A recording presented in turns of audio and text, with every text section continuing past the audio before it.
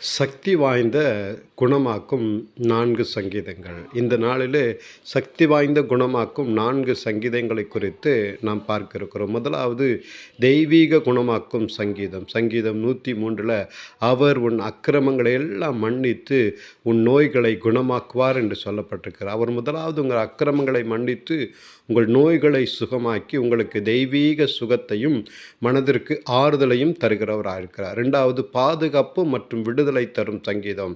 சங்கீதம் 91 நமக்கு பாதுகாப்பை தருகிறதா இருக்கிறது. உன்னதமானவரின் மறைவில் இருக்கிறவன் சர்வ வல்லவரின் நிலையில் தங்குவான் என்று சொல்லப்பட்டிருக்கிறது.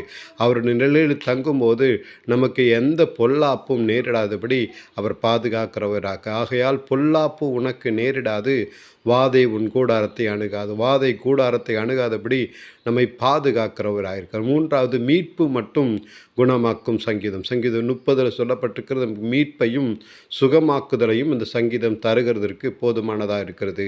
அவருடைய கோபம் ஒரு நிமிஷம், சாயங்காலத்திலே அழுகை தங்கும், விடிய காலத்திலே களிப்பு உண்டாகும். வியாதி என்கிற சுமையை மாற்றி களிப்பை தருகிறவராயிருக்கிறார். 4வது மனமுறிவு மற்றும் குணமாக்கும் சங்கீதம். 147வது சங்கீதம்.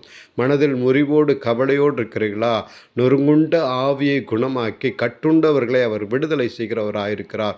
உங்களுக்கும் அப்படிப்பட்ட விடுதலையை தந்து ஆசீர்வதிக்கிறவராய். இதற்கு என்ன செய்ய வேண்டும்? தினமும் ஜெபிக்க வேண்டும். வேத வசனத்தை நம்பிக்கை வைக்க வேண்டும். வேத வசனத்தை தியானம் செய்ய வேண்டும்.